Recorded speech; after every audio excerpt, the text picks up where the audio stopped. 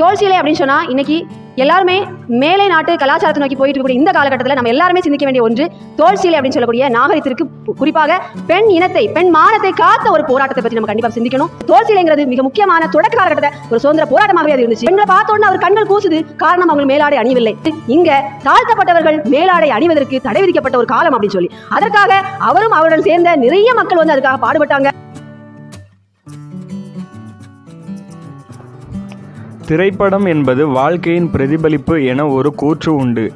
மனித வாழ்வியல் சார்ந்த விஷயங்களை காட்சிப்படுத்துவதன் மூலம் கருத்துக்களை கடத்தும் ஊடகமாக திரைப்படங்கள் செயல்படுவதால் இவ்வாறு கூறப்படும்.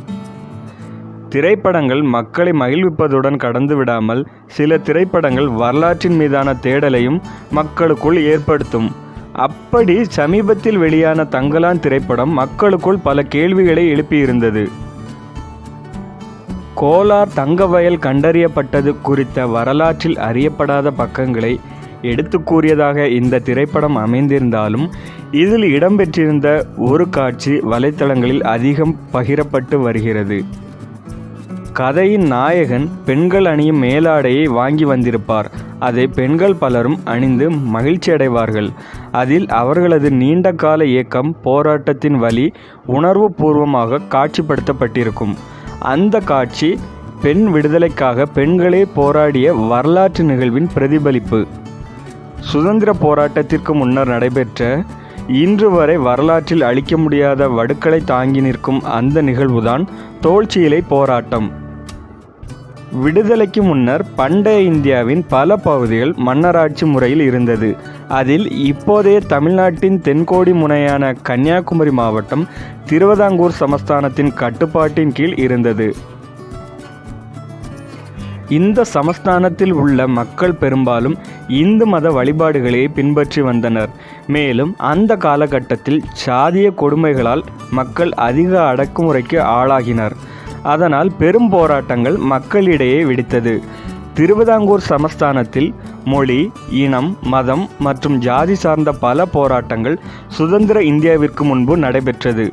அதில் பெண்களுக்காக பெண் உரிமைக்காக நடைபெற்ற போராட்டம்தான் தோல் சீலை போராட்டம். இந்தியா சுதந்திர உரிமை பெறுவதற்கு முன்பே பெண்கள் தங்கள் உரிமையை பெறுவதற்காக நடத்திய மாபெரும் போராட்டம்தான் இது. 1800ஆம் ஆண்டிலிருந்து சுமார் 3 கட்டங்களாக 1857 வரை இந்த தோல் சீலை போராட்டங்கள் நடைபெற்றது. தாழ்த்தப்பட்ட 18 சமுதாயத்தை சார்ந்த பெண்கள் தங்கள் மார்பகத்தை மறைக்க மேலாடை அணிவதற்கு தடை விதிக்கப்பட்டிருந்தது. இவர்கள் மார்பகத்தை மறைக்காமல் இருப்பதுதான் உயர் சமூகத்தினருக்கு தரும் மரியாதை என திருவிதாங்கூர் சமஸ்தானம் ஒரு நடைமுறையை வகுத்திருந்தது.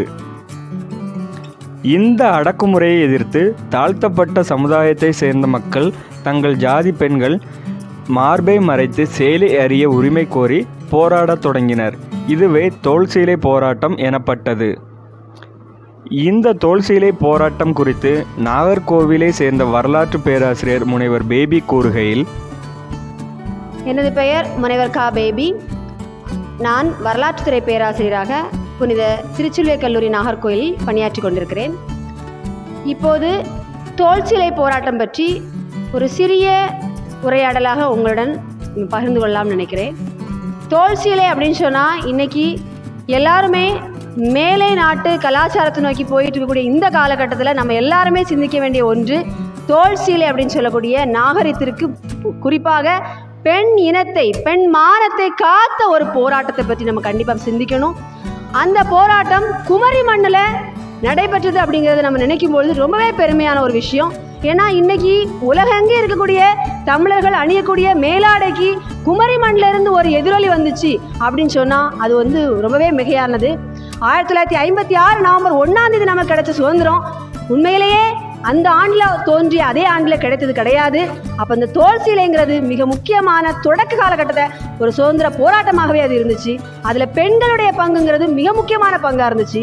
3 கட்டமாக நடந்திருக்கு. 1822, 1828, 1855 அப்படின்னு சொல்லி 3 இடங்களில் 3 ஆண்டுகளை நடைபெற்றாலும் ஒவ்வொரு ஆண்டுகள்லையும் ஒவ்வொரு விதமான பின்விளைவுகள்.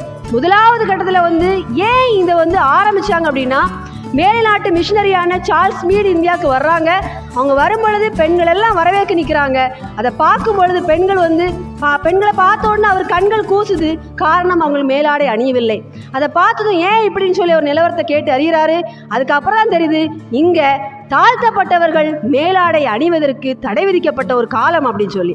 அதற்காக அவரும் அவருடன் சேர்ந்த நிறைய மக்கள் அதுக்காக பாடுபட்டாங்க.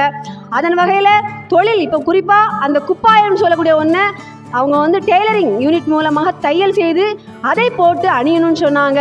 ஆனால் அதற்கும் அங்கே எதிர்ப்புகள் வந்தது. உயர் ஜாதி மக்கள் இவர்கள் அணிந்த ஆடைகளை எல்லாத்தையுமே நினச்சினாங்க, துன்புறுத்தினாங்க. அந்த மக்கள் பாதிக்கப்பட்டாங்க. குறிப்பாக இவங்க மேலே பொய் வழக்குகள் நிறைய நினைச்சிருக்கு விதிக்கப்பட்டது.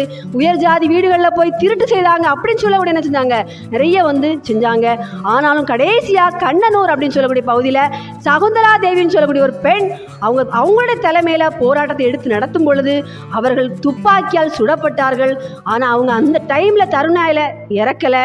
அதுக்கு பிறகும் அவங்கள தூக்கிலிட்டு தான் கொன்னாங்க. ஸோ அந்த அளவுக்கு தலைகீழாக தொங்கலிட்டு ஒரு மரத்தின் மேலே, பலா மரத்தின் மேலே தலைகீழாக தொங்கலிட்டு நிர்வாணமாக அவங்கள கொலை செஞ்சிட்டாங்க.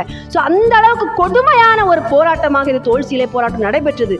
இப்போ அந்த காலத்தில் அதுக்கு முன்னாடி மார்பக வரி முற்பட்டு நிறைய வரிகள் விதிச்சாங்க. அதுக்கும் ஒரு பெண் தான் துணிச்சலாக, எல்லாரும் கேள்விப்பட்டிருப்பீங்க நங்கேலி அப்படிங்கிற ஒரு பெண்மை. ஸோ அந்த மாதிரிப்பட்ட பெண் இனம் இன்னைக்கு ஒரு போராட்டத்தின் மூலமாக மொத்த சுதந்திரத்தையே தமிழ்நாட்டுக்கு, மொத்த சுதந்திரத்தையே ஒரு தமிழினத்துக்கு பெற்று தந்தாங்க அப்படின்னு சொன்னால் அது இந்த தோல் சிலை போராட்டம் என்பது மிகவும் ஆரம்பமாக இருந்தது. அதற்கு ஆரம்ப கட்டத்தில் மிஷினரிஸுடைய பெண் மிஷினரிஸ் அதிகமாக ஹெல்ப் பண்ணாங்க. தாழ்ந்த ஜாத மக்களுடைய சீர்திருத்தவாதிகளும் உதவி புரிந்தார்கள்.